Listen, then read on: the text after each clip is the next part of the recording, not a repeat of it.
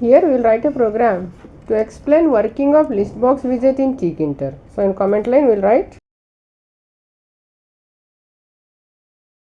first we will import Tkinter. So import Tkinter as tk. Then we will create root window. So root equal to tk.tk, and we will set the geometry for the root window as 400 by 300. Then we will set the title as ListBox widget. Then we will add ListBox. So L1 equal to tk.listbox. For root window, we will set background color as pink and select mode as tk.single. Then we will pack the ListBox as pad y equal to 10, and we will add ListBox items. So L1 dot insert 1. We will add 2, 3, 4, 5.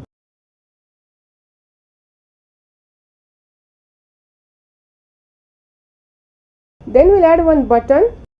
So button b1 equal to tk.button. For root, text will be select and command will be display selected, which is a function that we are going to execute when the button is clicked. Then we will pack this button as b1.pack pad y equal to 5, and we will add main loop. So root.main loop. Then we will write a function display selected, which we are going to execute when button is clicked. So we will write function with def keyword, def display selected. Here we are going to display which ListBox item is selected in message box. So first we will import message box. So from Tkinter, import message box. And then inside the function, we will check which ListBox item is selected. We will get the selected indices from the ListBox using current selection method. So we will define one variable, select index, in which we will store L1 dot current selection. And then we will check if any item is selected from the ListBox with if selected index. If it is true, we will define another variable selected item, in which we will store L1 dot get selected index of 0. And with message box we will display the selected item. So message box dot show info with title as selected option, and will display selected item. Else we will display no option is selected. So with message box dot show info, we will print the message no item selected.